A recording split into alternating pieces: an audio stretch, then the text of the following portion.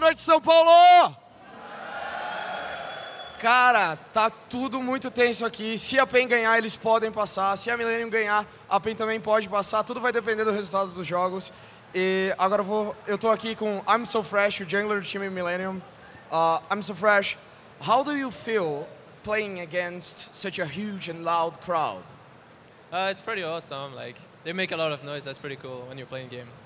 Eu perguntei pra ele como é que ele se sente jogar contra uma plateia tão barulhenta. Ele falou que ele adora, que dá bastante emoção no jogo.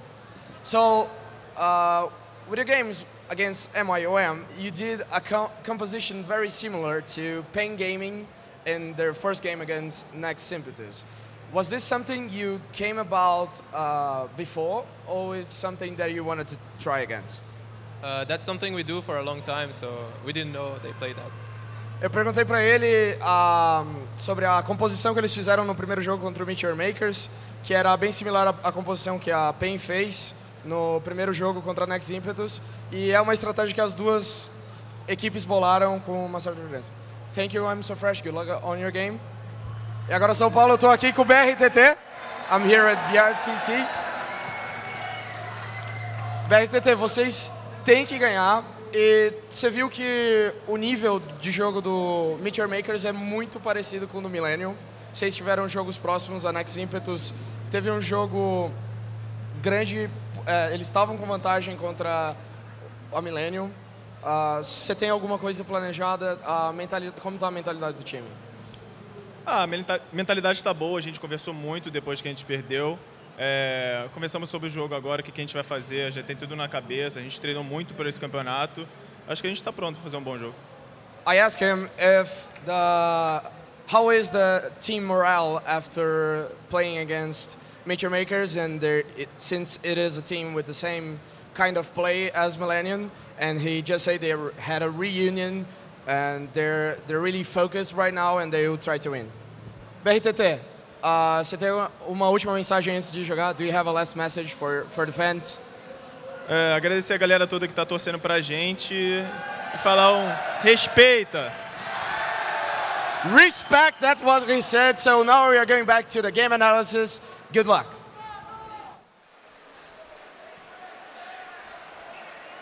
Yes, thank you very much. Welcome back to the analysis desk. We are going to pour over the stats at the end of this game. Of course, it is the last one of the day, the match that decides the group in Group A at the Intel Extreme Masters Brazil. I'm joined once more by Joe Miller and Jason, who still doesn't have a nickname. Not like a real J nickname. Was using J. You'll see on the screen it's called But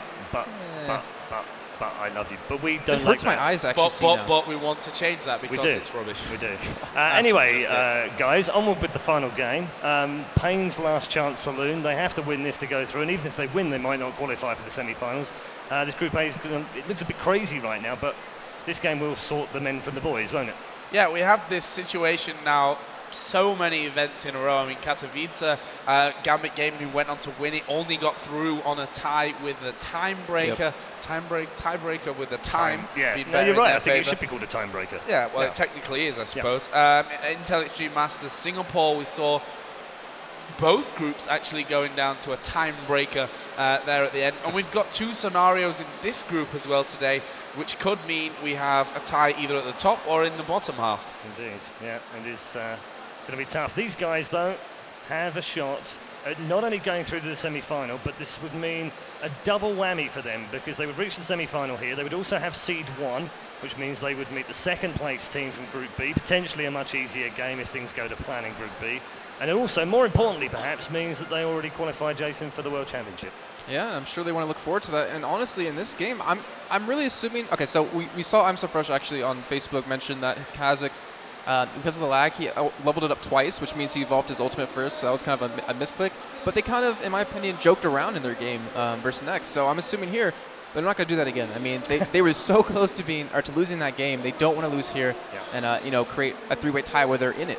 So how impressive have Millenium been for you, Joe? It's difficult to assess after 2 games, I know. But I wouldn't say they've looked brilliant, but considering that Fat Mama's been in the team for less than a week. Yeah, a couple of hours. Yeah, for hours, maybe even you could say by now. they're looking good. Obviously, they've got a little bit of adjustment to do. Someone asked in the pre-game chat there how they're feeling in terms of the ping here, which does make a difference. It is a different feel to playing on that kind of thing, on that kind of ping. And not to mention, they're against the crowd, which was just in every game today so far. The Brazilian team has just gone insane. I mean, when you're casting with Freak, you took your headset off and you can just hear them chanting over and over and over. It's insane. I mean, you can hear it through the headset even when you're casting. Again, I can't say enough about you guys here in the crowd. I didn't hear a noise from such a compact bunch of people ever at an event. So really credit to you guys out there in the audience, and hopefully we'll hear a lot more of you from this game. Yep. So picks and bans. We're about to move on to that. We're not quite ready for it just yet. But Jason, you've been poring over the previous picks from the last 4 games. Yeah, we have seen Payne run Katarina top lane both games so far. So we'll see if they'll try to go for that yet again. But Millenium, they haven't really ran anything consistently. We saw a lot of different picks. They did run Misfortune twice so far, which actually worked out quite well for them in both games. But I don't think they really have a set list of champions they want to run. I know Angus, he's loving his Nidalee top lane. He's been practicing that quite a bit, so we might see that yet again out of them. We might see even in the mid lane tabs. I mean, if they leave Fizz open. Well, I was going to say that's been the respect ban on both the games against him so far. It'll happen again, yeah. I'm pretty sure it's going to happen again. That one. Yeah. But it is really a respect ban because, in my opinion, Fizz is not a champion that you can play always against every lineup. When do you have practice for him, You never really practice against someone of as high caliber as he is with his Fizz. And when you don't practice against that, there's no point in playing against it. And even in Intel Extreme Masters Cologne, Michi Makers was playing against CJ Entis, and Insec was running a jungle Zed. They actually just banned him out because they're like, you know what? We don't really fully know what he does. We've never really seen him play that often in the jungle, so let's not go against him because it's out of our comfort zone.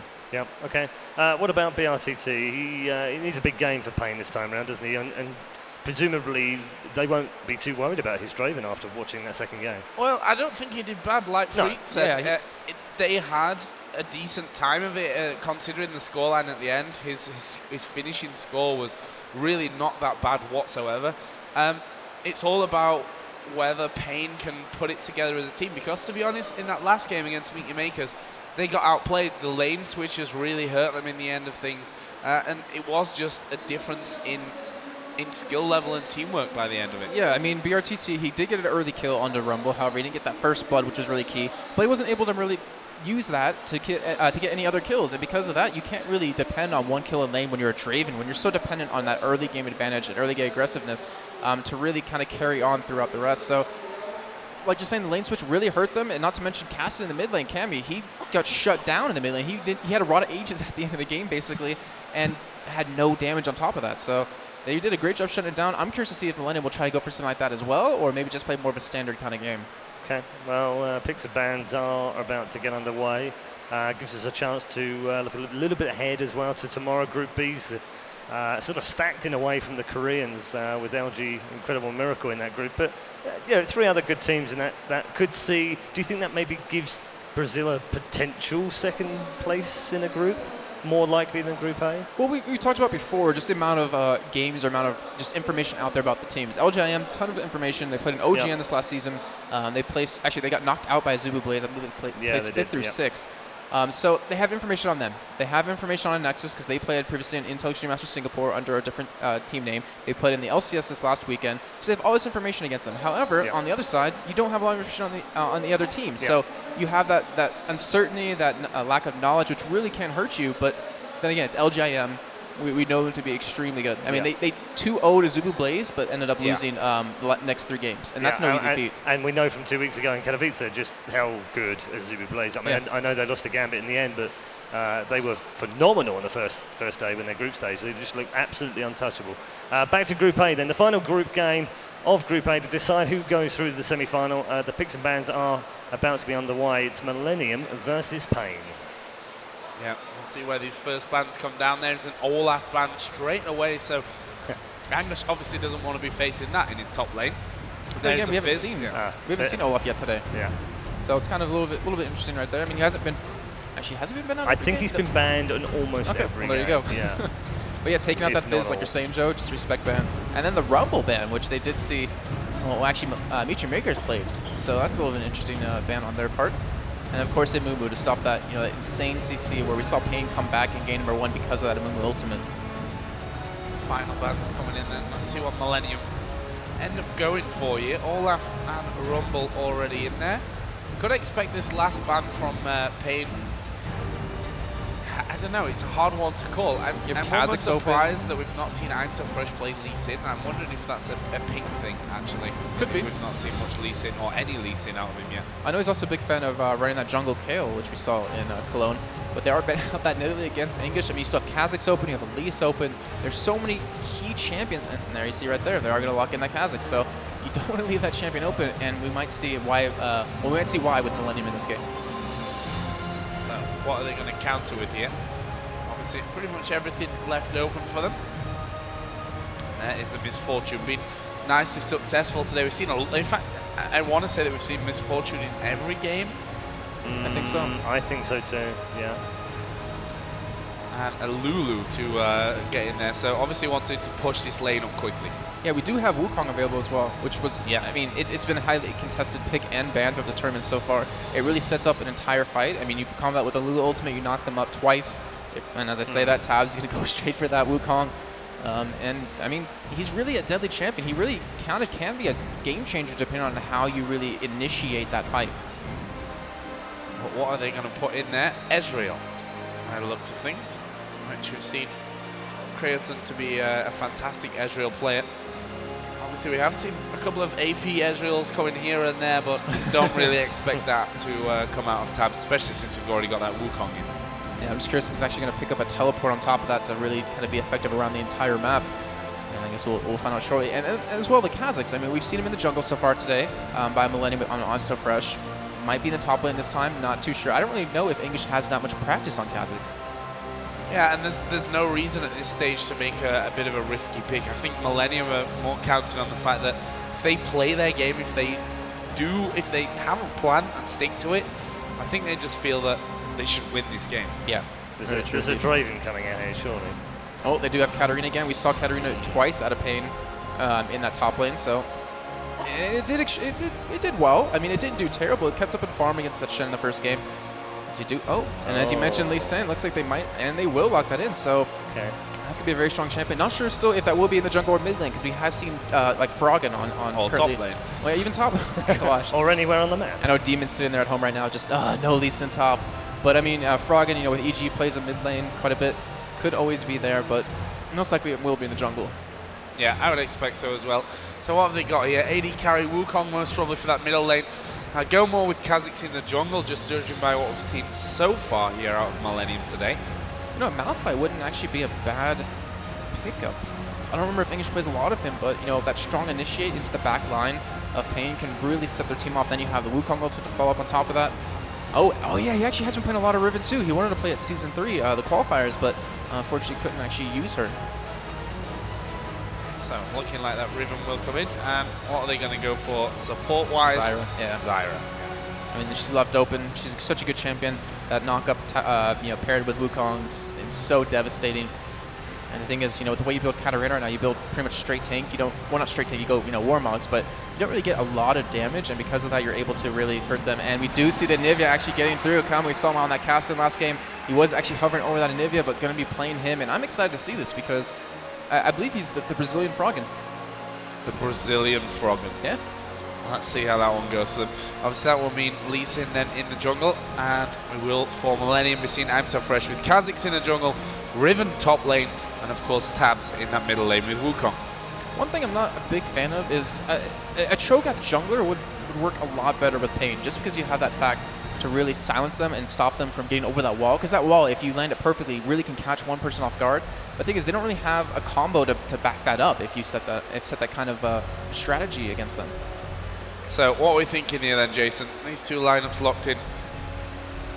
I've been hearing a lot of good things about English's Riven.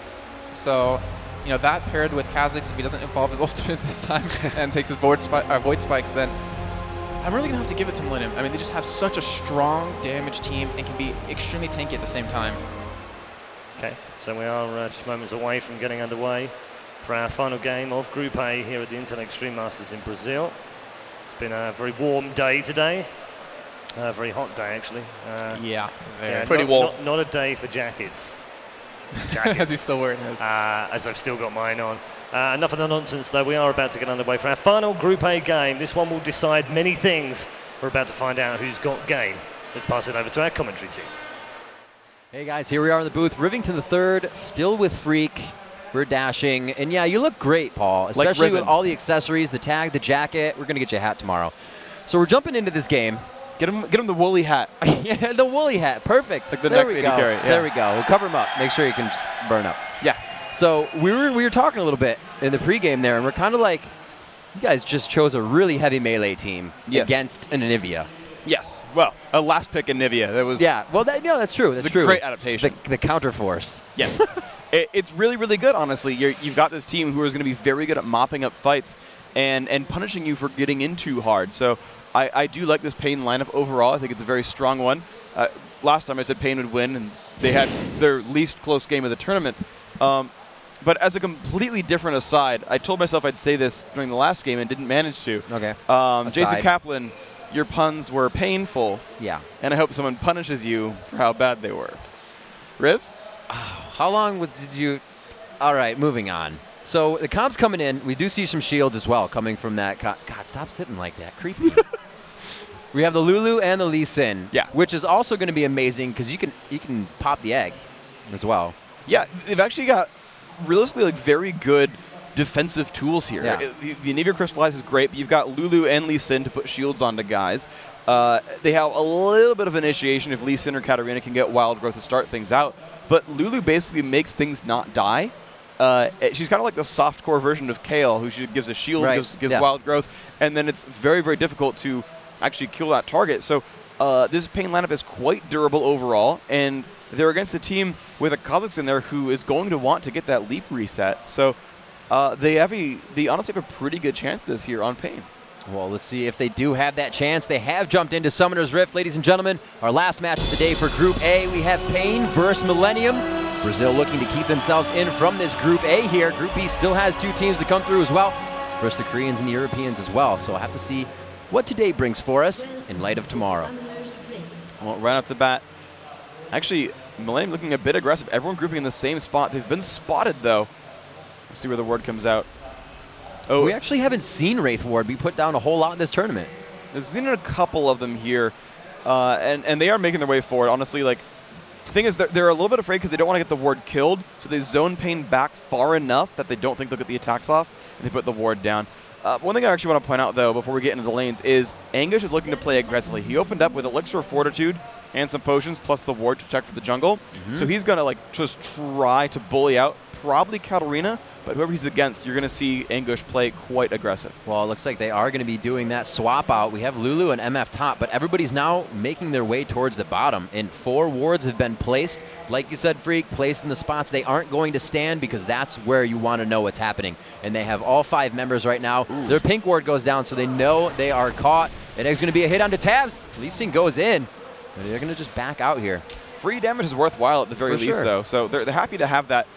Really, really good ward choice right here by Pain. They kind of they smelled the invade and saw it coming, and so they put the ward down and made sure that nothing really bad happened to them. This is still pink warded though by Millennium. They could always show back up and clear that ward out a little bit later for 25 gold. They don't really need to. The jungle's going to be safe here, but it's 25 gold. Hey. 25 gold, man. 25 gold he didn't have. So the lane swap coming out here, and it looks like Millennium taking a lot of damage going for these golems right now. But Fat Mama's also going to help on that red, so as Ezreal gets himself down to bottom, he won't have too much trouble, as the red-blue buff is also getting a little bit of assistance. But Kha'Zix's going very low on that. This could be kind of hard for them in the early part of the lane. He's actually already backing.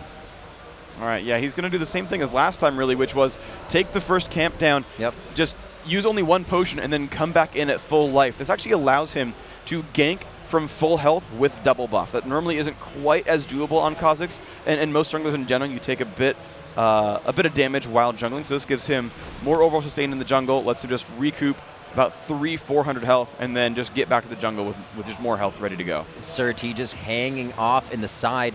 Looks like he is going to try to dodge his way out of this one, and he will make it out without being seen. Ezreal still by himself. No, down bottom there is actually Fat Mama coming out of the bush. couldn't see him before. So they're going to get a good push onto Katarina. We've gone over that lane before in a 2v1. She's quite good at just farming under the turret and really being safe. But how's this Riven 2v1?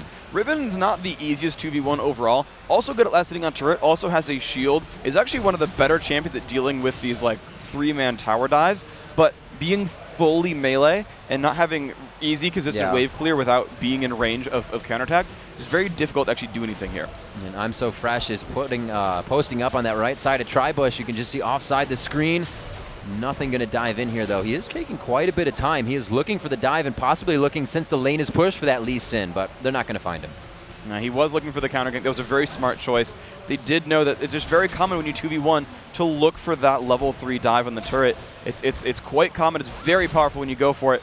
And so just a very defensive situation there. Wasn't looking to tower dive the Katarina, was looking to defend Riven. So you're going to see the minion kills kind of going everywhere. The Ezreal so far right now from Millenium having the best chance of this one. But the turrets, that's really the thing you want to look for. This one on the bottom side, they're up against Pain, down to about 2/3, almost down to a half. And not quite as much progress for Pain up against Millenium. T2 taking a little bit of damage as Mama beautifully focusing down pretty much all of his ability attacks, but the 9-10 potions bought out by T2 are just going to keep him well off in lane here. Yeah, well, one thing you're seeing, though, is a lot of early aggression in the mid lane as well. And Nivea doing a very, very good job, landed a great stun, and it burned Tabs' flash. So he's in lane with only 2 potions and 1 charge left on his flask that'll barely put him back to full health. And you can see he's just sitting so far back. I'm surprised he's not using a potion. There he goes. Okay, so it's a game pause and he's recalling back. So Tabs definitely not having the easiest time in this lane so far. He's down 5 minions. We saw him in this situation before, though, where he was up against Zyra mid, against Charu. And he had a really rough lane, actually ended up being down 100 minions overall, like as the game progressed, but was still the huge playmaker for his team. Got his gold from champion kills, not from minion kills, and it worked extremely well for him in that game. So the bottom lane being pushed out, as we look on the mini-map, or at least we look on the mini-map as you guys are seeing this, that gank was going to happen bottom again. I'm So Fresh read this from Lee Sin. He's read the top one, he said, went back to buy, this is going to happen down bottom. And he's doing a great job at just kind of mentally knowing where Lee Sin is. They don't have any more wards on that side of the jungle, so this is all just I'm So Fresh being himself. And he's just being so fresh. So fresh. He is being so fresh. And being just aware of what the other jungler is doing is incredibly important. We can't stress that enough, that being on top of it, and actually looks like the game is unpaused, so we're back into this game here, guys, but being aware of the ganks and being aware for the counter ganks is incredibly, incredibly important as a jungler. Please try to kind of read the situations. You'll see some of these, in these matches here, you notice that, okay, it's that level 3 tower dive, the 2-on-1 when they get to the turret. That's a common gank. Being able to read those common gank signs is very important. And now with actually seeing Lee Sin bottom, he chooses to go middle to hold off that minion wave that actually is being quite frozen here by Kami. Doesn't want to push it into the lane. There's not really one to roam as an Anivia anyways, but it seems like Kami's just going to be happy to stay here and wait for 6 before he helps his team. Yeah, and it's going to be interesting to see what Anivia ends up doing. If he gets Golem buff, he can actually clear out Wraiths over and over. Lee Sin is a jungler who doesn't actually want to sit in the jungle very much. He's looking for counter jungles. He's looking for ganks. He's trying to get his gold out that way, so taking away the jungle's not very difficult. And actually, Pain's going in here at the bottom. And they are going in quite strong. It's going to be T2 going in, and this is what I was going to point out earlier, that these guys have a lot of just jumps, a lot of ways to escape quickly. And I feel that if Millenium can't get their fight initiations correct, Sir T and T2 are just going to bounce around taking damage, and the fight's going to go in their favor. Absolutely. This highly mobile team with a lot of just periodic sort of damage reductions by putting on shields and healing up, lifesteal and things like that. That's incredibly, incredibly useful for these guys. And so long fights really go into Pain's favor, and we'll see that as the game progresses. If they keep up in gold, which they normally have been very good at doing throughout their games, their late game is, generally speaking, I feel, better. And with this gank down bottom, Kha'Zix sees he can have some free time top at least a little bit as Lee Sin is making his way there. Anguish going quite hard, but they're going to see Kha'Zix pretty soon on this. Yeah, there it is. Mitt turns around to get some extra damage in, and that was a little miscoordinated there by them. They're taking some damage. Well, Anguish was really trying to bait there, right? He had that red flask right there, a lot of bonus health from that. And he was trying to say, hey, come fight me, turn around, do battle with me, I'll stun you, I'll knock you into the air. I can always flash out and chug that flask at the end to get away. And he was trying to bait that so that I'm So Fresh could show up, leap, Void Spike, Taste Their Fear, all that kind of damage output. And Pain was not taking that. They're like, you're being way too aggressive. There's someone coming up. That was a very good read. The Dorans for, looks like Riven is actually helping quite a bit as she hits 27-18 in CS, and Katarina is forced to build the lesser items of a Warmogs off the start and just get Boots to come back the lane with 8 pots. So it's all about being safe, sustaining in that lane down bottom for T2. But Pain, in the meanwhile, have a very good setup there at the top lane, Yes. because this turret is all theirs. The very first turret of the game, 7 minutes 15. That's going to go to Pain. Excellent job by them. And the bottom turret still at a third. So Freak, this kind of, you know, the lanes are going to swap. This is going to give you an idea. They'll probably send Riven back top unless they just allow the AD carry to farm back there. But isn't that one lane actually got the Ignite going down now? In the mid, a lot of damage onto Kami. And the thing is, putting him down to 50 health like that is the perfect play. Because if they egg him with an actual team there, they will kill him afterwards. And he's probably, if I'm a Nivea, oh, he used up 3 health potions. All right, if he's trying to not get egged, go back to full and stay in lane. And as I was saying, with that turret drop, it was kind of different because Ez and Zyra did stay in that top lane. Is this going to be just knowledge for Riven to say, hey, they just did a 3 top? Is it going to be more of a 3 bottom for them now with Lee Sin? Should you just expect that?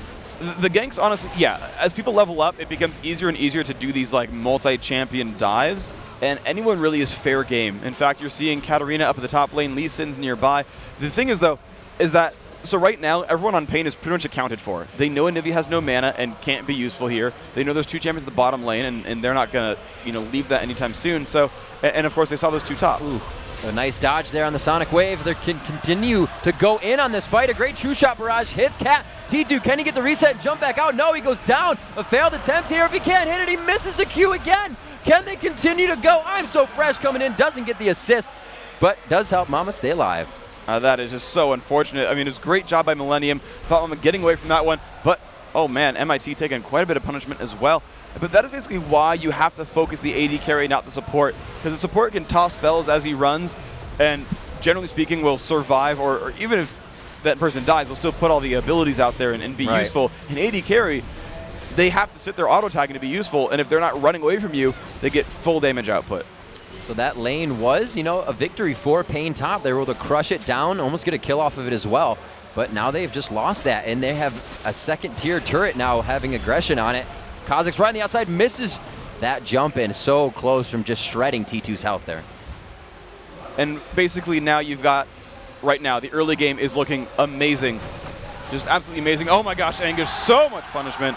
Won't quite go down, but the early game is looking great for Millenium overall. They're going to push through this. I don't know why Angus is backing right there. They are very low. But turret after turret going down here, Freak. You see Wukong backing in mid, trying to just taunt Anivia there. And it looks like they are going to be able to grab this turret slowly but surely as the minion wave comes up on it. Exactly, and this is really why you lane swap as soon as you take that turret down.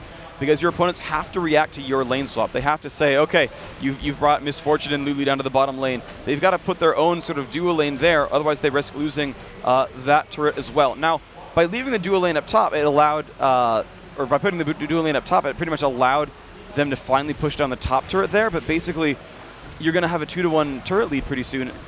And of course, as I say that, Millenium, of course, has put their dual lane down here to survive that. Yeah, I was going to say the turret didn't go down after all, slowly but surely, and it's actually being pushed back out by Cretan. Cretan could find MF with a Mystic shot there, but he's actually just going to true shot the wave and still keep her there, so he's preventing her from backing. MF right now has the BF sword, so they're scaling with that or with the damage rather. It's not like they're in any portion where they have to force back here. This is a really tight situation though, because Ezreal has a gigantic gold lead over her, about 1,000 up, and you'll see something get completed way before Misfortune will. That true shot barrage usually, put off. It can be 1,000 nuke burst by the end of late game, and that is absolutely huge. And if Ezreal can reach that before the end of late game, that pretty much takes a Misfortune out of the picture, especially with their long-range ultimate. Dragon going to be contested here, Freak. The wards are down. But Millennium's got too good a position here. They can't go in without taking a Zyra ult and losing it out, so not a single chance. Fatmama takes some damage. It's a bit painful, but the positioning, we've seen sort of Dragons over and over by the winning teams. They either pick someone down so it's a 5-on-4, or they just have the positioning and say, don't walk through a Zyra, you'll lose. Yeah, it's very interesting to see the way champions can really change the positioning on that fight as well. Usually it's the default, pull it out of den, it's way easier to escape, but like you said, they closed off the entire thing. So it's very good mentality by Millenium rather, to just play this one slow, calm. They have 2 kills, they have a 2K gold lead. It's nothing huge, but it's an advantage, and they're going to start working that. Exactly, and this kind of gives them the breathing room to start taking these outer turrets. I think we're going to expect to see 3 outer turrets dead. Unless you have to fight against a Nivea with blue buff, they're going to have a good chance really pushing the outer turrets here. The grasping Ruby, a good disengage here. There it is, on to 2. There's I'm So Fresh, but it's too close to the turret, and he just gives a little harass. But they still have not a numbers advantage overall, but they're ahead. And actually, that in the mid turret lane won't be any help. The mid lane actually onto a Nivea, very, very low there, and they both back off. Once again, a sliver of health for each. And Tabs kind of afraid of that one. Honestly, I really like this Nivea play here. He's up 26 minions and has been bullying him back constantly. Tabs with no summoners up right now. Kami has flash still, and I'm pretty sure the egg he does. So yeah, that mid lane is absolutely going to Pain's side, and this is kind of where I think their lead has to come from because every other lane is behind. Forcing down into mid. Yeah, it looks like Pain wants to push that. We just saw Kami actually trying to bait out Tabs into that fight again as T2 sat on the backside. So they're trying to pull little tricks. They have their head in this game. They said they rallied just before this, a little bit of reunion for the team to discuss what happened in the game versus Meet Your Makers. And with that same play style, as you heard the host say, they kind of have not an advantage, but an edge going into this. They know to play safe. They know there will be aggression, but right now they're not taking to it. They're going to try to grab their blue here, but here comes more aggression. This is good for them, though. Anything in the jungle is amazing. That wall, he would have had leap anyway, but that wall is the kind of things you will see in the jungle. Fights in the jungle are just going to absolutely help this Brazilian team here. When you have a Nivea on their team, Crystallize just makes things crazy. You can never count a Nivea out of a game ever. In almost any game, we've seen ludicrous comebacks due to a Nivea being able to stall games out, and especially fights in the jungle will be so difficult for Millenium to manage. And I think Pain has to figure out what to do with what's happening in mid, because Ezreal's farming down by himself bottom verse 2 without taking any damage. There is too much map control for Millenium right now. It's very true, basically. The onus is on Millenium to make the pushes happen, and they're ahead, and so they should, generally speaking, be able to do that. The difficulty is just that they're against champions who are really good at sort of dealing with that. If they push mid, they're against a very freshly blue buffed Nivea with Chalice and Fear of the Goddess. So even if blue ends, he's got a lot of mana to go from. And then even at the bottom lane, Ezreal's ahead. He's got the Bloodthirster, but the Bloodthirster is there on Misfortune as well. The only difference is Berserker's Greaves, which matters, but not that much in a one-on-one. Oh, this could be Mama going down here, rather. He is going to get Tempest. The cripple goes down, but I think it's too far. And Q misses once again. Can they go back on this fight? The reinitiation, the shields are just too much, but they look to keep pressure here. They don't have anybody else coming from anywhere around the map, but look how safe they still feel in lane. They do, and here comes Lee Sin around the side again. Problem is Creatin has Flash and Barry. They landed on the Mama, though. There's the kick to Flash over, and they're going to waste quite a bit on him. He still has that ultimate. A very nice safeguard is going to keep Lee Sin out of this crowd control. And it looks like there may be a fight going down for their red as well. That was a beautiful... maybe not. No, they've got complete control there. 3-on-0, basically. Sir T played that absolutely amazingly. The flash kick to put him out of range. Oh, man. Cretan just missing the true shot barrage. The shield comes out. Can they turn it around? Is it enough? Lulu will pick up the kill. But a great 1-for-1 there. That, I think, actually goes, honestly, in favor... Or a 2-for. Yeah. The previous. Yeah, because they got the kill before. That actually goes in favor of Pain. Misfortune almost got as much gold as Ezreal did because you get half credit for an assist, and half credit of 400, I think it was 432, is pretty close to 300 you get for a kill itself, so that was actually pretty nice there. I'm So Fresh trying to put some pressure on in the jungle, and we also have Anguish and Tabs. These guys are a roaming powerhouse right now. They have not been in their lanes since the last time I called it in mid when they were pushing in Ezra's bottom, which was probably about 4 or 5 minutes ago. These guys are trying to control every aspect of the map right now. Red buffs, blue buffs, and dragons are also going in their favor. Mm-hmm. And that's kind of what's happening here, right? Is again that sort of mid-game, early mid-game control. Right. Is in Millenium's favor. They have the gold lead. They've got a lot of really good early mid-game champions like Riven, who just will win in the first sort of 15 minutes of the game, pretty much every battle against every champion. And meanwhile, you're seeing this sort of Pain lineup is trying to get to the late game situations. They're trying to get to that spot. So, you saw them when they got blue buff, had, I think, all 5 members there helping to get golden buff to make sure it didn't get stolen away and make sure that no fight could happen there. And then Anivia put that wall down to make sure that, the pressure wasn't there and they couldn't jump in on them. You're seeing basically Pain try to get themselves to that 30-minute mark to start turning things around. But the turrets, they are under pressure. You saw that bottom turret finally went down there. That's, again, what Millenium is looking to do. This mid lane is going to be hard. They're fighting Anivia again. And they're just pushing these lanes 1, 2, 3 at a time. Riven up top, as still by himself, down bottom 140 to 129. And he only gained that last 20 CS with Zyra, so he's kept himself ahead by himself in that bottom lane. Pain needs to start making some moves. They need to get some impact plays in because they can catch these guys off guard. They have the team that can do it with that burst damage. They do have a team that can catch people out. They just aren't seeking those quite so much. We talked about it a little bit in the pregame. Their initiation isn't amazing. It's a bit forced if they go for it compared to someone like Flash Ult from Tabs, who just will knock people into the air and make it much easier. So Pain has the chance to get some kills. Oh, and there it is. There's the wall. They're going on to him. He's going to clone out of that one. They're going to still walk around in these wards, so they have vision. They like the damage they did there, Freak, and it's enough for them to pressure this. That's very, very good for them, and right now they've got this great spot where Anivia, without Crystallize, still does have Glacial Storm and can really ruin people's day when they go in. The thing is, they could have taken this dragon. Wukong had just been sent back to base. That's actually a really unconfident move by Pain because they had a known 5-on-4 and were too afraid to take dragon there. It looks like they wanted the fight, however, that they had to completely chase for, which is, like you said, somewhat a little bit backwards. They had that dragon. Where does this non-confidence come from that they seem to be having? I don't know. Well, Pain is a team that have characteristically done very poorly online. They're lauded as the #1 Brazilian team. They won the South American qualifier. They were the #1 team out of that one, got directly seeded into this tournament here that you're seeing in front of yourselves by beating everyone else. And they have never won a Brazilian LAN. They never ever win those things when it comes down to LAN performances, and I think it's nerves. There it is. The crowd control goes out. Mama actually holding 3 of her own, will take an ultimate as well and stays alive. Oh my gosh, they've wasted so much for the support, and now it's to re-engage here, but they find themselves in the middle. A great Lulu ultimate keeps them alive. Tabs could find himself going down here, and it looks like Millenium got a little too overzealous. They will be a kill from Anguish there. The ultimate still burning. I think he has used the initial damage on it, though. There it is, the Tempest. No, the auto attack, the trade back and forth. Now the 3 for 2. Millenium still got Dragon on that, so they come out a little bit on top. That is a really good fight from Pain, though, overall. Yeah. This is kind of what that team is supposed to do. Get the resets from Katarina. Unfortunately, actually, she went down first. They weren't actually able to get much out of her, but that's the general game plan. Get Katarina tanky, get her to go through some resets, have Anivia just mess with everyone forever and turn fights around and just win those battles in the late game. And that is what they're looking to do, right? They burned all their ultimate, not all their ultimate, but a lot of their ultimates, a lot of their major cooldowns on Zyra. Zyra was still able to get her ultimate down and get out of that battle, I believe, without dying, unless I'm mistaken there. And even still, even if they did pick her up as one of those kills, they still burned all their a lot of their cooldowns on one champion and still managed to make that fight 3 for 2.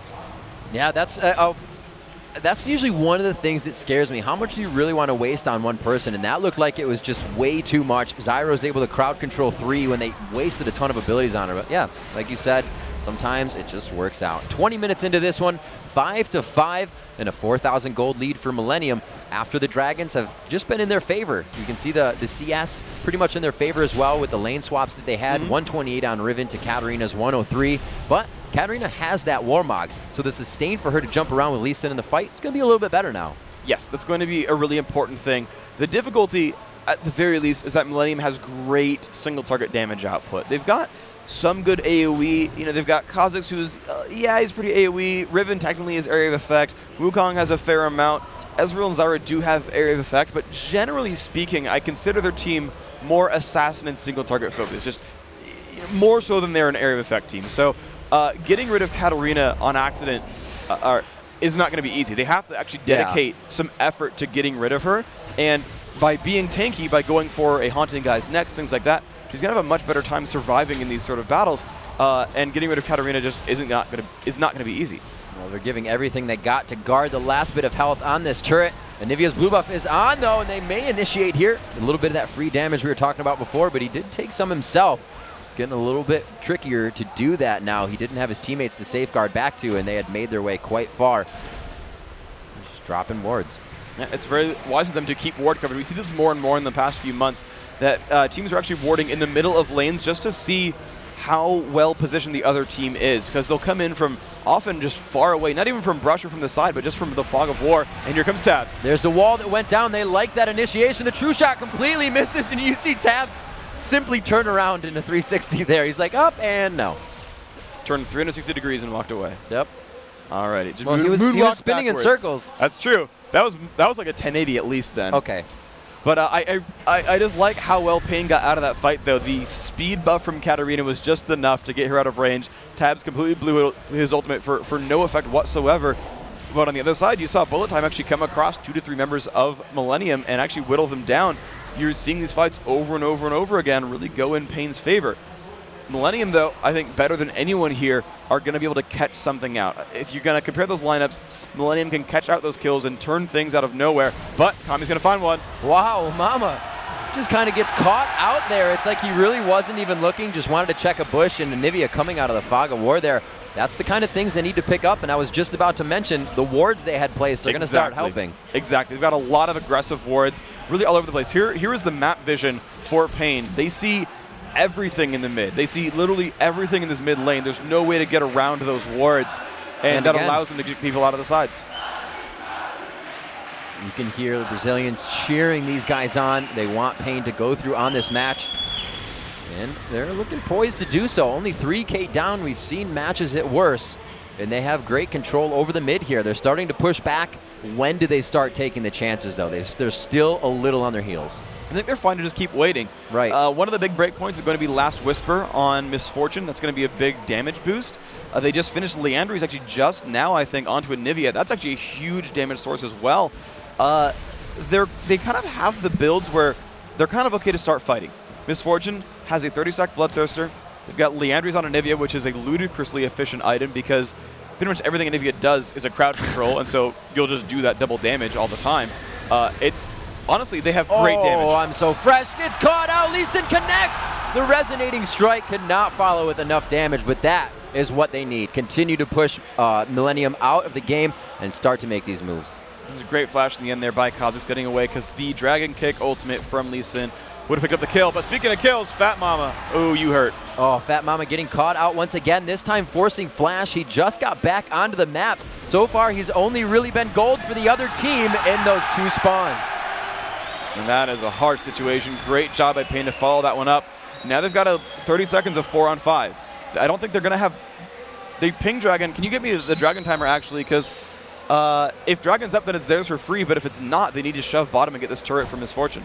Dragon should be coming up actually quite soon here. It looks like they will poise for it, and they have no coverage.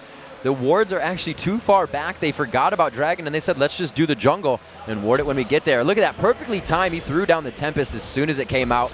They're going to get this one quite easy. Cat trying to hold off mid as well, but it looks like it's going to go down there. So a little bit of gold evening on the Dragon for the turret. That was actually very, very wise from Millenium to counteract that, knowing they're going for Dragon, saying we can't stop that 4v5. But we know you have so many committed there that you don't have enough to defend this turret. And you actually saw the really early ult from Katarina to try to shove them away, and it just wasn't enough. Keeping an eye on Tabs right now. He's trying to play a lot of tricky moves. He's hiding in the Fog of War to clone in and start the fight. And every time, it's when Crystalline Wall is used, that crystallized wall. Yes. You see that go down? He ulted in last time and then turned Tide because the Ezreal ult missed. So next time we see her use that wall, watch for where Tabs is. I think it's going to be pretty cool. And that's really what this game keys off of, is this is a team from Payne who are very good at kind of biding their time, waiting around, going for late game. The late game is awesome. They're happy to sort of sit around and just kind of pretend they're really fighting against Millenium, because they're not really going to easily take fights. And the only great initiation from Millenium is Tabs. Right? You just mentioned the great plays he's going to make. He's going to sit in Fog of War, cast Decoy, send himself out in stealth, and just hope to land Nimbus Strike into Cyclone. And that's how the fights are going to start. It's going to be, can Tabs find someone to dash in and pop ult?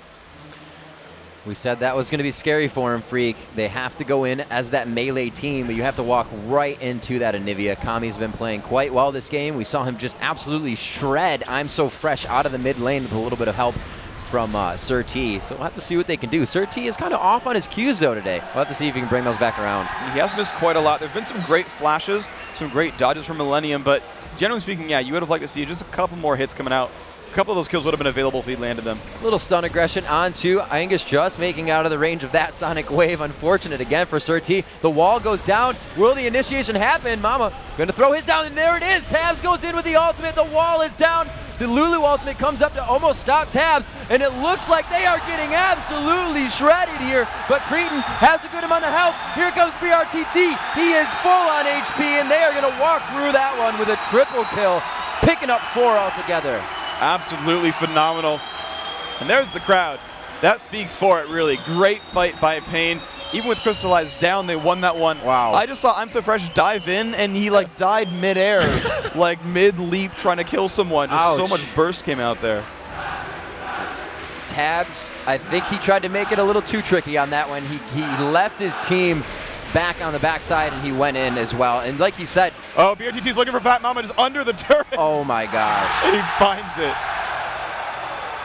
That is painful right there, and a huge lead has just been grabbed. I wouldn't say lead, but I'd say momentum advantage. It's 12-7, 28 minutes in. The gold now absolutely even. Just a 400 gold margin. That's even in League of Legends. Nobody cares about 400 gold. 3-2 in turrets. Freak, this just became a really good game. Oh, it's been a good game, let's be fair, for most of it, but this became kind of another hyper close game. I think every, like 4 of the 5 games so far, 4 of the 5 or something that we've seen so far have been ridiculously hyper close. Yeah. It's just ludicrously close game. And actually, I'm looking over. MYM have just won their match against Next Impetus. All right. So MYM are 2-1. Next are 0-3. If Pain wins here, we have a 3-way tie at 2-1. If Pain loses, we have an obvious top 2 in the group. We will have to see what happens, Freak. As we get to that point, where do these late game teams come in? We see a little bit of damage here. Hang on, there may be a fight.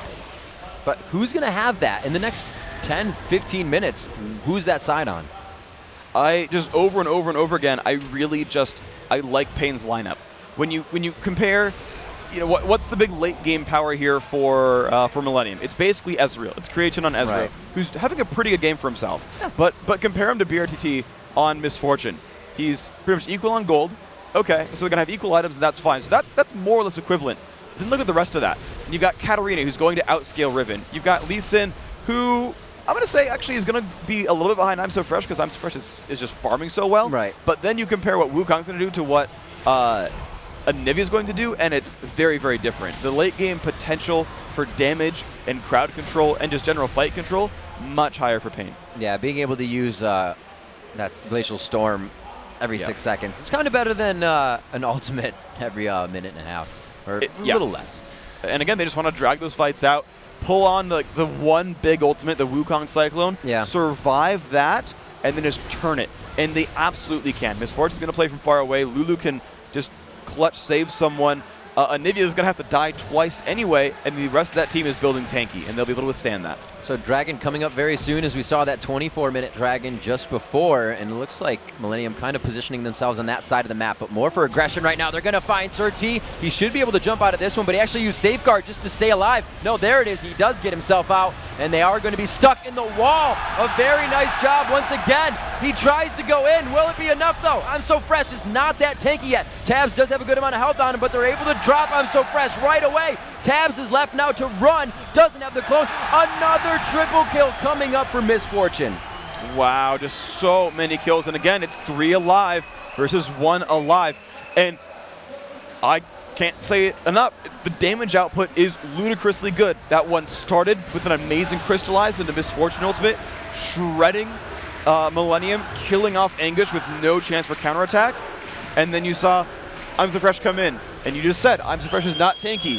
Eviscerated. Yep. You saw Tabs come in. Tabs, not all that tanky. Tried to pick up kills.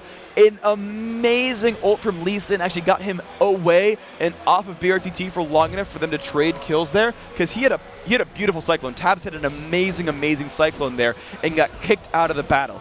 The repositioning available here for Pain is incredibly useful.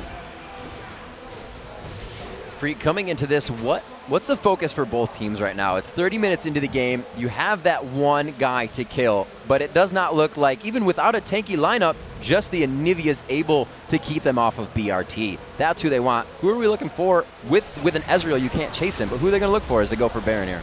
Well, I mean, honestly, Angus is going to be the first one to go down in most situations. He doesn't have easy... Actually, I take that back. He's got a Warmogs now. He's not the guy to go for. I'm So Fresh is really the guy I'm so fresh and Tabs, the guys to go for here. They would like to ignore English if possible. He will have pretty good damage output, but just being Warmog's Riven is not going to be something you want to kill. You tend to have to kill things in the front just in order anyway, but if they get a choice of it, I'm so fresh number 1, Tabs number 2, Right. and then just kind of go from there down the list. That's a scary thing to know your Kha'Zix can just be focused out like that. Usually he's the guy you're running from. The Dragon once again going to Pain. They were able to grab that last one out. A 37-50 Dragon will come there. Mama, I'm going to say that all day. Yeah. Mama trying to get himself in just to see what the timer was possibly. And a good push here down the mid lane is going to give them some advantages. They start heading for Riven top. This looks bad for Anguish. It's going to be BRT. He is quite stacked in items right now, and he's actually building himself a Giant's belt too. So he's going to start getting tanky, and it looks like the team's going to meet up with him. Right now, I'd say she's on an execute. No, it's got. No, that's right. They raised it. That's right. And I think she's going to get in range time. Anyway, I think Anguish is going to actually run the loop and pull a Mac Noon and go all through the base and probably make it out. Unless they dive on her, they'll lose the turret if they chase. She's going to get out. A great job there. They're not going to have BRT for this fight. You can see Tabs going around. Looks like Tabs is going to grab top turret. They're really trying to spread him thin right now. Oh my gosh, so little health left. Anguish made it out despite the misfortune ultimate. Really nice escape. Sorry, I actually went away from that one for a second. No, you're fine. All right. Sir T trying to show up a little bit there, put out some good damage, and once again, Pain's got a 4-on-5. If they felt, actually, they couldn't force Baron because they actually used the Misfortune ult as part of that, but otherwise they probably could have just baited a Baron attempt, gone for it, and then said, if you come at us, we'll crystallize and we'll ult, and you'll lose that fight. And they could have done a Baron bait there. In this case, it's not going to be that situation. They're going to push down mid a little bit, but Pain, I think they're having a bit of a mistake here because they're not finding turret kills. They've been winning fights in a row for a while. They're actually up in gold, but they've not really done anything to cement that lead. They haven't removed turrets from the map. They haven't, gotten these Baron fights going. They need to find some way to turn this game into a really big lead. Ultimate's being pushed down. Pretty good wave clear coming out from Millenium. It's making it hard to grab those turrets, but you're right, Freak. They're coming up with triple kills, and they're not capitalizing. This could be one they do. A great kick away halfway through the air. Anguish does not get to use Broken Wings to get himself closer, and they will try to reinitiate this fight. There's one ultimate down, however. So we've got Dragon's Rage coming in for the ultimate from Riven. Yeah. Pain's waiting for bullet time. He's calling the cooldown. I mean, anytime you're in a good team, you will call major cooldowns. A bullet time was called. Guys, it's up now. Let's go fight. He had about 10 seconds on it, and they want to initiate that strong. The first minion coming out, just stopping Sir T from getting any farther. They've taken quite a bit of poke here in this initiation, Freak. And the damage really going back and forth. Creatin doing a very good job sustaining himself back up and putting a ton of poke. There's Tabs' favorite reason to initiate. The wall is down. The Zyra and the Wukong out. They finally got them to stack on each other, and the power is just completely unstoppable. Going in, 2 double kills to come up. Can they make it a full house for one of those guys? But it looks like Kami gets himself out alive. Yeah, but they got 4 for 2, and they've got the right members alive to go for Baron. And I don't think Anivia can 1v3 this. I think she's too sort of inescapable. I think there's a very easy chance, unless he can do a lot of damage over the wall. Right.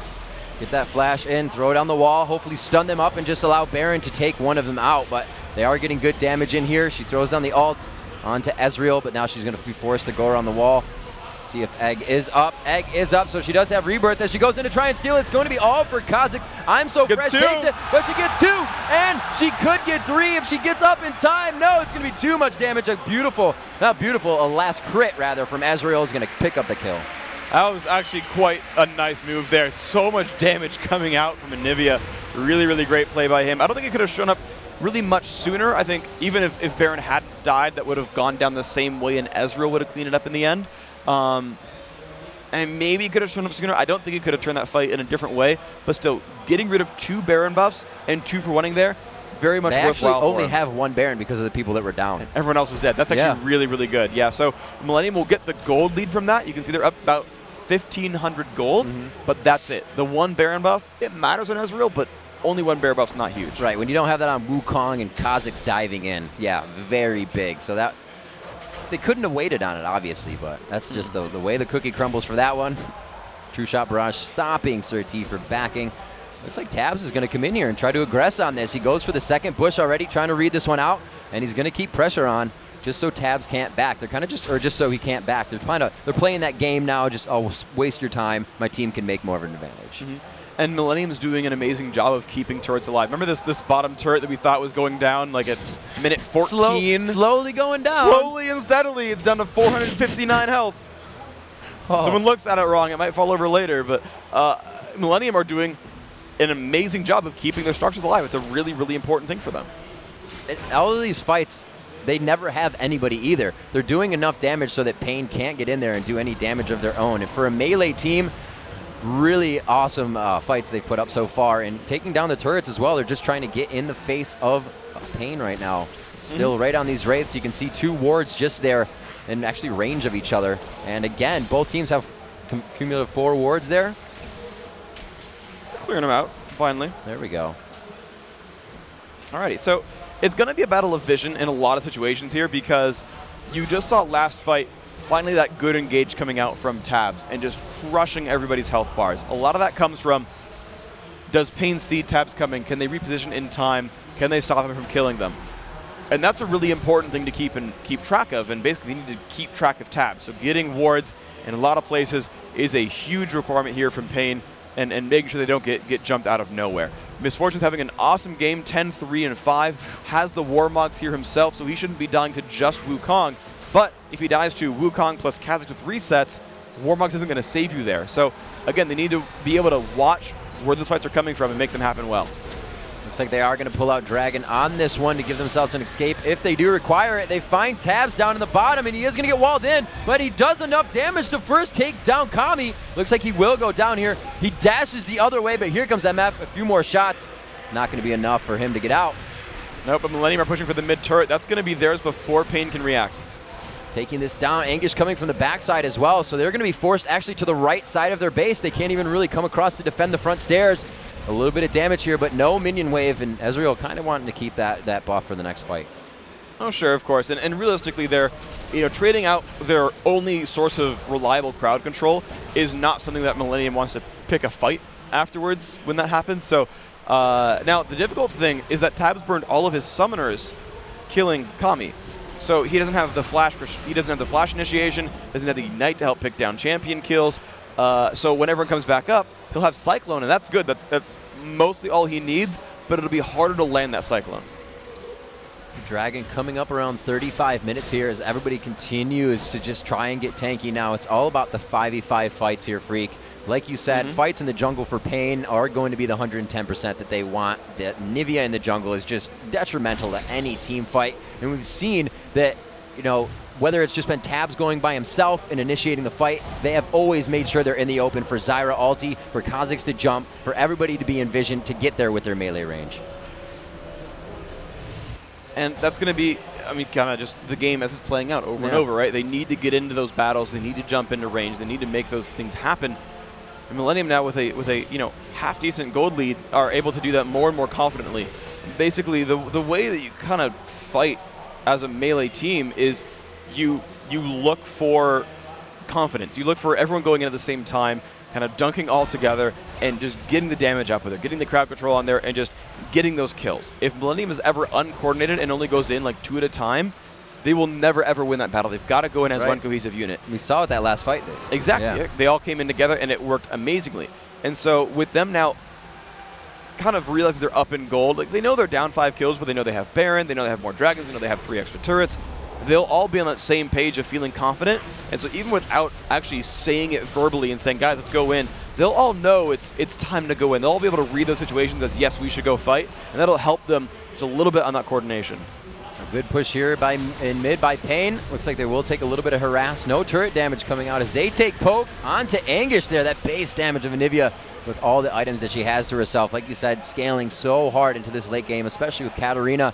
They have a lot to be reckoned with right now, especially, we pointed out before, Lee Sin and Kat, the mobility of the fight to just dodge in and out of that damage, the double shield they have for a fight. Their overall fight synergy is absolutely ridiculous. And unfortunately, it's amazing. Well, not unfortunately, it's amazing. Unfortunately, all the AoE ults have to be put on each other for that to work again, because that's the only time we've seen it happen for Millennium. So like you said, I think Pain has a little more entries into these fights coming in.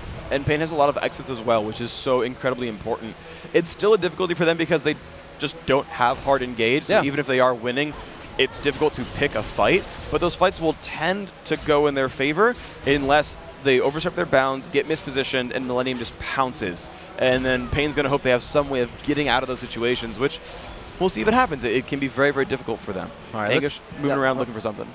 So taking stock of where we're at right now, 42 minutes just about into the game. That let's say it's about a 4,000 gold lead as they're right on that 57,000 mark. But it's 20-15. Pain has slowly kept this lead in their favor of kills, but the gold lead is so going back and forth. It's now come into the favor of Millenium because of those turrets. And we actually saw that kind of being Pain's thing. They wanted turrets before, but this time they're not all about them. No, this is just kind of how the game is going. And here comes the fight. Looks like they are going to dive in. It's back and forth. Nobody really taking too much damage. A lot of focus onto Angus, which is surprising. And they're going to get out here. They use the Shirelias. They cannot reinitiate onto this. Tabs throwing himself in unnecessarily. The True Shot Barrage actually shredding through Lulu. They may be able to get a few kills down here, but I think they went in a little too low on HP. MF is being chased down here. They could be able to take her BRT down. Wow, I Am So Fresh and his team have actually pulled this one out. And Nivea comes back up, and somehow, Freak, they re-coordinated that fight to be in their favor, and it looked completely 100% for Pain. That was just a ridiculous fight going in and out multiple times. Tabs, though, just tanked it up long enough. Angus as well, and I'm So Fresh just got to be cleanup crew. They got enough early burst damage down. They got a lot of early damage output, and then just said, I'm So Fresh, go get it. Go get the resets, go kill things, make it happen. Oh. Caught me some good damage. Fresh has finally enough mana to leap out. He should be okay. There he is, simply getting out of there. And that's one of the worst things when you're just forced to take a Polaroid of somebody stealing away your blue buff and you can't do anything about it. Tabs now with the Guardian Angel, even more happy now to dive into these fights after he sees his initiation cue of the Crystalline Wall. Yeah, basically, and the thing is, the ability for the fights to go well for Pain, right, they're just dying a little bit too fast, basically. The hardcore damage output coming out, Wukong's got a Black Cleaver, Riven's got a Black Cleaver, Zyra finally has some real damage output for herself, Lily Andrews was finished kind of a while ago, and Kha'Zix, he opened up Bloodthirster and now has his tank stats. They have really good burst here from Millenium. That's the one thing that Pain doesn't really have themselves unless they catch everyone in Misfortune Ultimate. They don't have fast kills, they have slow kills, and so you can kind of see Pain, if they get dropped altogether in the first 5 seconds, they don't have an answer as Kha'Zix keeps resetting and killing things. Everybody's converging on this Sonic Wave a little too early. He's going to have to jump in to get that effect. Baron still taking, actually he's gaining health. Lee Sin has jumped in. Where's the smite going to go down to? And Riven's going to be able to actually grab that after the smite. Surge forced to flash out, leaving his team to die in there. It's going to be T2 trying to keep himself alive, but the Guardian Angels are now being popped. Mama to keep himself alive with a sliver of health there. They're kind of limping away from this one. And Razor very hurt, Mama very hurt as well. The True Shot Barrage coming out, just missing over the left shoulder of Sir T, and they're forced to back out of this fight. Baron buff now to a full set of members besides Riven. Let's see what they can do with this one. They're going to have a really good time, I think, fighting at this point. They're waiting for ultimates a little bit. I think they won't do anything too crazy until Wukong comes back with Cyclone in 30 seconds. But once they get past that mark, which is really just as long as it takes to walk across the map, you'll see them. They can aggressively go onto turrets and be okay to do that. Even with the Guardian Angel being down off cooldown, they've got a sizable gold lead, a good experience lead. Even Zyra's level 16 here, out leveling. The supporting at the side. The jungler's not level 18 on Pain, so that, they're down a couple levels here. And they just are getting tankier. They can start withstanding the turret damage, and you'll see them play just sort of progressively more and more aggressive. So as we look around at the item builds, I don't see any more Guardian Angels actually being built unless that's going to be one on Lee Sin in the near future. But other than that, it's on Wukong right now. It's really about the Warmogs for these teams. You can even see the AD carries trying to stay strong. But like you said, Freak, when they start getting a Black Cleaver, when they start getting the damage, that's not going to matter as much. And we see the AD carries melting in these fights. And the thing is, these AD carries are huge damage sources. When you look at sort of the distribution of gold on Pain, you see 15,000 on Nivea, 16,000 on Misfortune. The next place is like 5,000 gold behind on Katarina. He has fully 50% more gold than T2. That's BRTT. And when AD carries are dropping that fast in fights, when the guy who has your most gold on your team can't effectively fight because he's too afraid of Wukong and Kha'Zix, that really neuters your team's damage output. If BRTT can actually get safe in a team fight somehow, can actually position himself well, get out of harm's way, and just lay down auto attacks, he will kill anyone he goes for. No one on that Millenium lineup can withstand Miss Fortune's damage output, and no one on Pain's lineup can easily withstand Ezreal's damage output either. But it's who can get the auto attacks down more frequently and more safely that really matters here. Well, Freak, without being able to withstand that, we'll have to see if they can withstand now the split push coming out from I'm So Fresh and the triple push coming out from Tabs on the bottom. They've taken out the turret. They have somebody knocking at each of the inhibitor turrets here. Actually, I'm So Fresh is wavering in between each lane right now, and you can see them doing the same thing. This is where it gets scary. This is where your team starts to get spread thin, and you really have to distribute the power accordingly. And fighting 3-on-3s, I think, is really, really good for Millenium. They're happy to fight these little split battles because I think they're more assassin-focused. They can tend to win smaller fights much better than they win 5-on-5 fights. They're being quite aggressive. They do have Baron, though. Tabs has a good amount of time on his Guardian Angel, but he is consistently face-tanking that bottom turret for quite a bit of damage. He's almost down to half now. A good aggression from Sir T there. He does not like him on the front step. And it looks like the turret goes down. He takes a good amount of damage, so this fight could still continuously go in poke favor of I'm So Fresh and his team. Although they are melee, they're getting good damage and backing out. You know, they had an opening there to try to go for I'm So Fresh right there. Landing that stun, they could have tried the dog pilot. Would have been risky, but it was a chance. But now with that inhibitor down, the bottom inhibitor also taking a lot of punishment. I mean, they have that Baron buff. They have the gold advantage. Pain can't easily start fights and stop that poke war. Pain trying to throw out everything they can right now. You can see Anivia just throwing out spikes, throwing out her wall, trying to deter Wukong. They're using everything they can to stop what's happening to their base. It's being torn to shambles. T2 goes in. The ultimate from Lulu. The Riven ult comes across, able to help take them down as Riven finally goes down. And they will continue to spin. Tabs looking for BRT, takes him down. Razor will be next. I'm So Fresh finally taking enough to get himself in there. It's going to be the Rebirth going down. The GGWPs are coming out from Pain, and that is a very good game and well played by Millenium. That was a beautiful fight right there, and I want to hand it out to the patience on some of the members of that team. Creaton actually held on a True Shot barrage until Cyclone hit. Didn't matter what the positioning looked like. He said, okay, Tabs, when you go in, I'll ult on top of you. And you saw actually 3 fights in a row, they basically would one-shot Lulu in those battles. Millenium 3-0 in the group. That's going to be first place for them. Beautiful coordination. Coming ahead in kills finally at the end, 26-25. But a great play by those guys. So a team that looked like it was a little scary to be on the field in the beginning. They were getting taken out very fast. Like you said, Kha'Zix getting taken down mid-air, actually more than once. Kicked back in mid-air, Riven was. They were getting some great initiations down and starting those fights. But once Kha'Zix started getting strong, once Angus started getting strong, and Tabs, those initiations, man, like they did become tricky, and he did start them all. You called that from the beginning. Mm-hmm. And that is why you have to ban Wukong away from Tabs.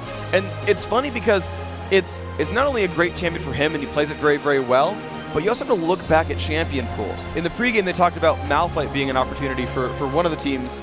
I forget if that was for this game or was for MYM, but basically, you know, well, I don't think their top laner plays Malphite, so maybe that's not really an opportunity here, right? And they're talking about who can really initiate fights. And I remember back at even in the LCS qualifier, Millenium against Meet Your Makers, you know, last weekend, it was, well, you know, Millenium has a great poke team, but they have, you know, no initiatives. They just have to poke and hope that it works from there.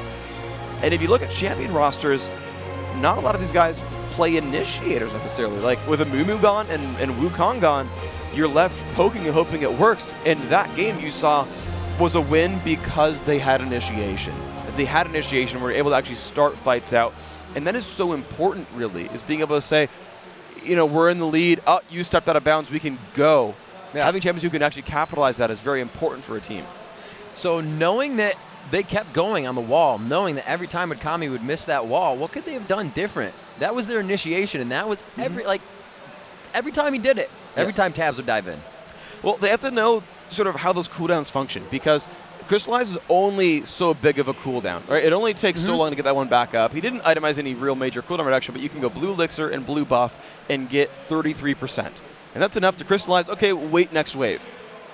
okay, and we'll try again. Right. And being a little bit more patient, being a little bit more split up, not getting caught by Cyclone, that's the kind of thing I think they need to be more worried about, is playing around that Wukong a bit better.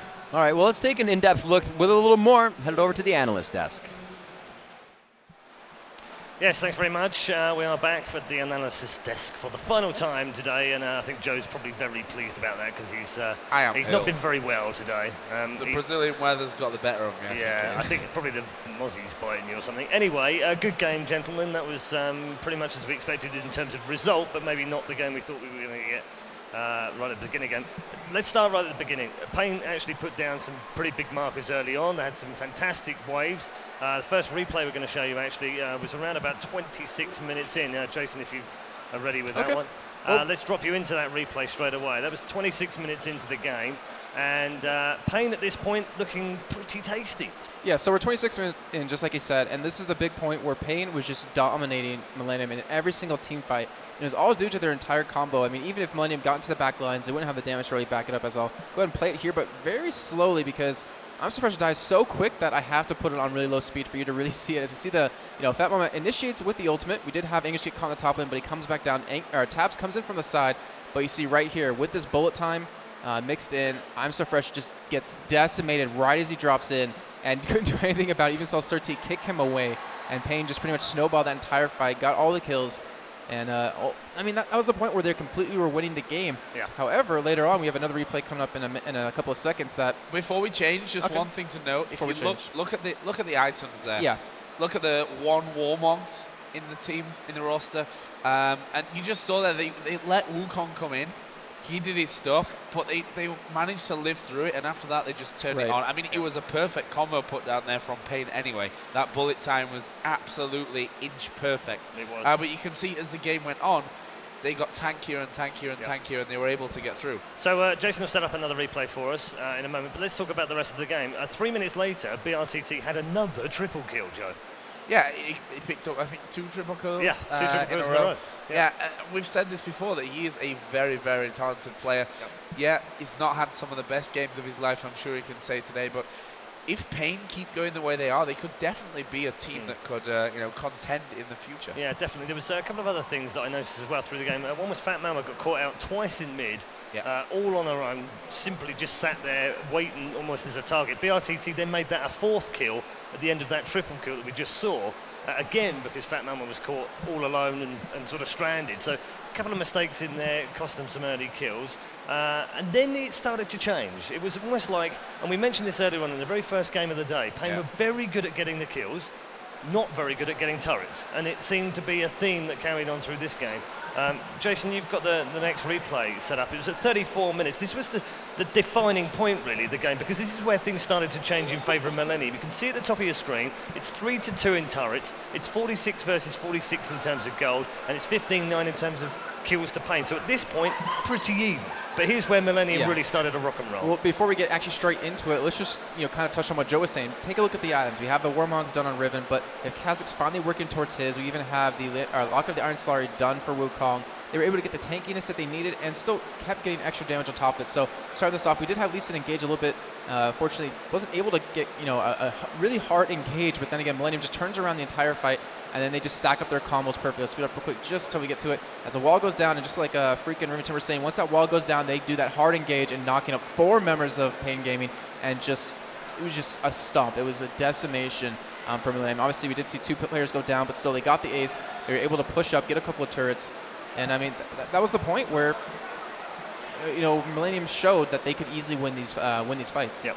Joe, there was also a point on 44 minutes where there was an attempted steal on the Baron, but it didn't work out for Payne. That really sort of finished them off then, didn't it? I mean, there was no chance of coming back from that. No, I think that extra spike that they got from taking 4 men down, then taking the Baron, plus getting kills with that as well, meant that it was hard ever for Payne to come back in there. And I guess the items that they ended up with, if I just scoop forward here on your thing, like just another 5 minutes or so, at that point you can see that there's 2 Warmogs being picked up there in your bottom left, one with Ezreal, one with Kha'Zix. You've got the Guardian Angel there for Wukong. Just that extra spike that they got from doing that stuff really helped them out to push it forward for the win. Yeah. And as we've said before, you can be heading kills all you want, but if you're not taking those global objectives, it's going to be very hard to win a game. And even when they were winning these team fights, they couldn't push through, they couldn't push out. Yeah, that was the problem. Never happened, did it, for them? Well, they were fighting on their own turf. They were never fighting on Millennium's side, and because of that, they couldn't, recover from that, hey, let's get a turret or two, and then back out, heal, pick up some more items. And that was a smart play by Millennium. Even though they were losing the fights, they were still making sure they fought on the opponent's territory, and that way they couldn't lose much. It was almost like they understood from the first game of the day that these guys were going to be super hot in the team fights. They expected that. They had to play patiently, and they did that. I mean, it was a long game. It's the longest game we've had of the day, in fact, which ironically means that even if they'd won that game, Payne, in the time limit that we'd gone to, some 49 minutes, they wouldn't have been enough to take them through because they would have had the longest time taken, longest win. Yes, longest win. Thank you. Time breaker. That was what I was looking for, and therefore wouldn't have gone through anyway. So almost ironic, really, that it took so long to get finished. But let's just confirm the group's finish. It is MYM and Millennium that goes through. Millennium will go through as the top team in that group, and that could also be important as to who reaches the final tomorrow as well, because potentially Group B is slightly weaker, some would say. So Group A confirmed. Millennium wins with 9 out of 9. Meet Your Makers in second after that early defeat to Millennium, and then Payne unfortunately finishing in third with Nex not a single point of the group. But just wrap things up, gentlemen, for me. Your thoughts on Payne and Nex in terms of Brazilian League of Legends? I think they can be proud of what they've shown us here today. That the fact is, these guys have not been to international tournaments before. They've not had international tournaments here. Yes, domestic tournaments, but it's a completely different thing playing against those domestic teams that you know inside out, and then having the likes of Millennium and Meet Your Makers here to come and play against you on stage. But we saw some really close games from the Brazilian teams against the European teams, so I think they can be proud. And we casted the Brazil game show, I think it was, which was 6 months ago. It was, I want to say, back in November, October. And the level since then has increased tenfold. Yeah, okay. So the Brazilian scene itself is working in a very good direction. All right, good to hear. Well, that's it from the analysis. This has been fun joining you. I hope you've enjoyed the games today. And what we've learned today is that the Europeans are still very strong in League of Legends, but Brazil fighting. We'll see you tomorrow. E aí, pessoal, como é que vocês estão se sentindo? Tudo bem que nossos times perderam, mas eles fizeram boas partidas. Mas amanhã vocês têm que ficar por aí, porque a gente tem mais 2 times brasileiros competindo e com certeza eles devem ter chances. Então vamos fazer um pouco de barulho aqui pro pessoal que está em casa, mesmo que seja pouca gente. E aqui comigo eu tenho 2 camisas da Bank que eu vou jogar para vocês aí no meio. Cuidado para não machucar ninguém, viu? E essa primeira é uma camisa normal. Eu vou jogar assim. E essa segunda, vocês vão ter que fazer muito barulho, porque ela é autografada pelo Tunico. Brasil, Brasil, vai! Então lá vai. Aí. Okay, so for you guys standing here in the stream, we are closing for today, and we see Millennium and Meet Your Makers making to the semifinals, and tomorrow we will have Group B, so please stay tuned in when it starts.